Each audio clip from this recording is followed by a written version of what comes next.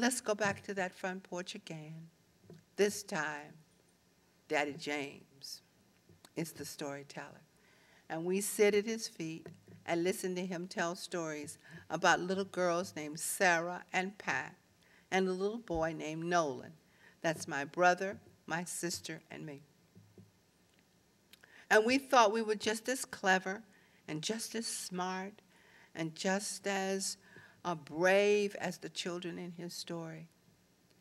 He always told stories that were vaguely familiar, but different somehow, because he told them his way. You see, I had no idea my grandfather was a functional illiterate. He loved books and encouraged me to read, encouraged all three of us, his grandchildren, to read. And the way he encouraged me, he would say, "Darling, read to me what they taught you up at the schoolhouse today." And I would whip out my Dick and Jane, and I would see Jane run. Run. He endured that. He allowed me to read to him. I had no idea that in other families, the adults read to the children. In my house, the children read to the adults. Imagine the confidence that they gave me in my reading. I always loved to read out loud to people, enjoyed it immensely. So he suffered through Dick and Jane all the way up through Julius Caesar. And when I came to a word that was too difficult for me, I would sound it, and he would say, "Work with it, little sister, it'll come to you." He wouldn't jump in and tell me. He'd let me work it out, and so I did. I learned to sound out words. There was no adult jumping in and telling me the word. So naturally, that built my confidence. My grandmother and grandfather were from the old school. They didn't believe in checks. I can remember borrowing $25 from my grandmother, and I came back and I was taking out my checkbook to pay her. And she said, "No, darling, don't give me a little piece of paper. What did you borrow?" I said, $25. "And how did I give it to you?" I said, "A 20 and a 5. She said, "Well, then bring me that." She did not want a piece of paper, as she called it, a check. And they believed in paying their bills in cash at the place where they owed. So they went to the light company and paid their light bill. They went to the department store and paid whatever. They went there once or twice a week to take care of business. And in the process of going there, my grandmother would take me to the library. All along the way, there were places where we couldn't go in. We couldn't go to Peace Fountain. We couldn't go to the Andrew Jackson Hotel. We couldn't go to Morrison's Cafeteria. We couldn't go to the Grand Ole Opry. If we did, we had to sit up in what they call the Buzzard's Roost.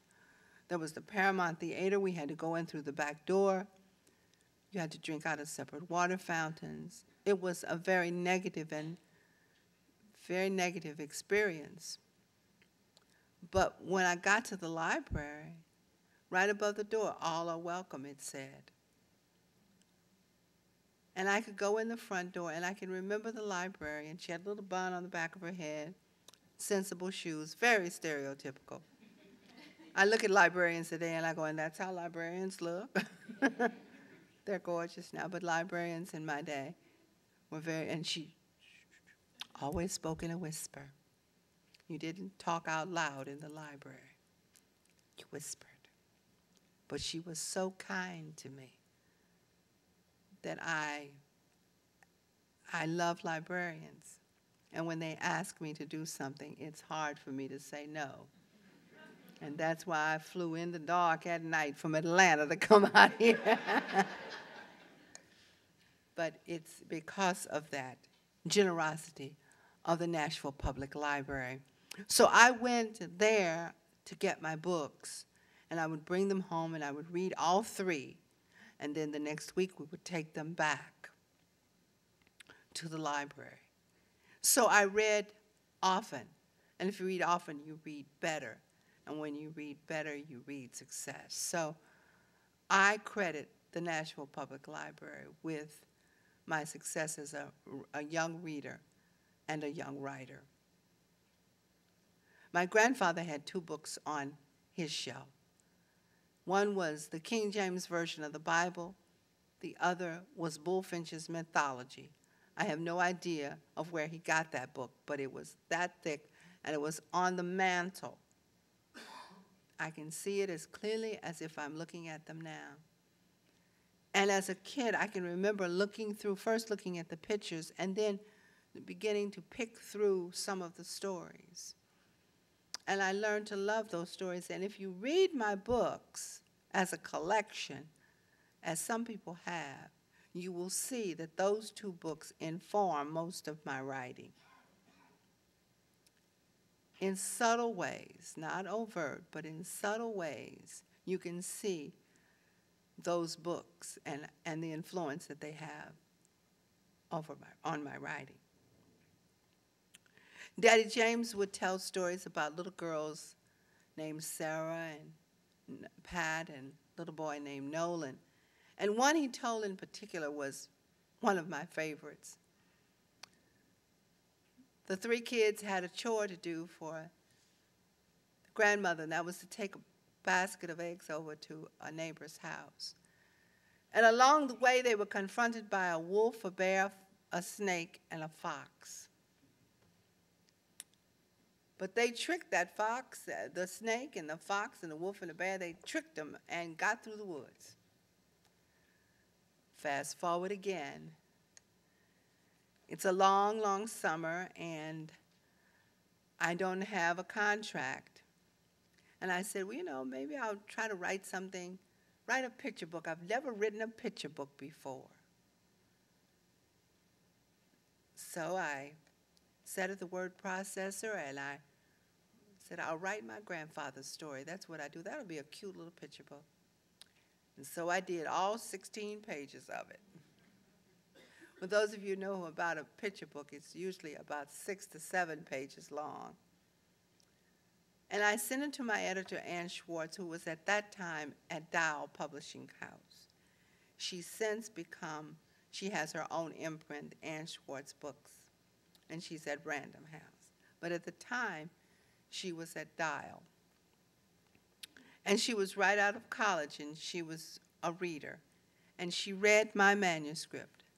And she wrote me back a letter, lovely letter, and it said, I like your manuscript. It has possibilities. There is a story in there somewhere, but it's way too much going on. You've got 3 kids, a grandmother, a grandfather. You got a bear, a snake, a wolf, and a fox. You got a dog and a cat and a neighbor. She said, it's way too much going on. If you'd like to rewrite it and shorten it somewhat, and I'd be glad to look at it again. But that's not my grandfather's story. Well, oh, I can't do that. And then I thought, I don't have a contract.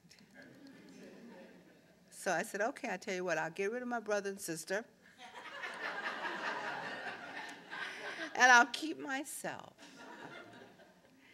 And I'll get rid of the wolf, the bear, and the snake. And I'll keep the fox because I like his voice. I dare say a little girl like you should be simply terrified of me. Whatever do they teach children in school these days? Well, whatever you are, you sure think a heap of yourself, said Flossie, as she skipped away from that fox, leaving him to try to prove that he really was who he said he was. Before long, she came to a tree. There were some flowers, and she picked some wildflowers for Miss Viola. Fox slid up beside her.